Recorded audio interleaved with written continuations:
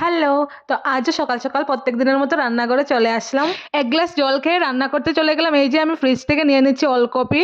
শীতের দিন পড়তে না পড়তে আমাদের প্রত্যেকটা বাঙালিদের প্রিয় খাবার হয়ে ওঠে ফুলকপি, বাঁধাকপি আর ওলকপি। কিছুক্ষণ পর তোমাদের দাদাভাই অফিস যাবে। আজ যেন আমার ঘুম থেকে উঠতে বড্ড লেট হয়েছে, তাই এদিক ওদিক না তাকিয়ে আমি এক মনেই রান্না করে যাচ্ছি।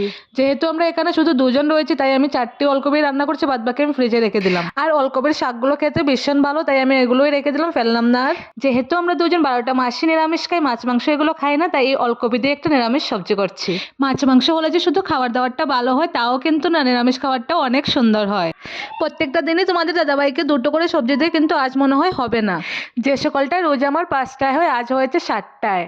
আজ যেহেতু ঘুম থেকে উঠতে অনেকটাই লেট হয়েছে, তাই এদিক ওদিক না তাকিয়ে তোমাদের দাদাভাইয়ের জন্য এক বালতি গরম জল করে নিলাম। আজ জানো তো আমি একদমই চাইনি ভিডিও শ্যুটটি করতে, কিন্তু কেন জানি না করে নিলাম ভিডিওটি। এই স্ট্যান্ডটাকে এদিক ওদিক করতে করতে জানি না কখন 8টা বেজে গেল। তবে রান্নাটা মোটামুটি আমার শুরু হয়ে গিয়েছে, হাতে আর আধ ঘন্টার মতো সময় আছে আমার। ভাতটা আমার অফ ক্যামেরা হয়ে গেছে, এখন যাচ্ছি ঘরটা পরিষ্কার করতে। তো চলো দেখা হবে আবার কালকের ব্লগে, টাটা।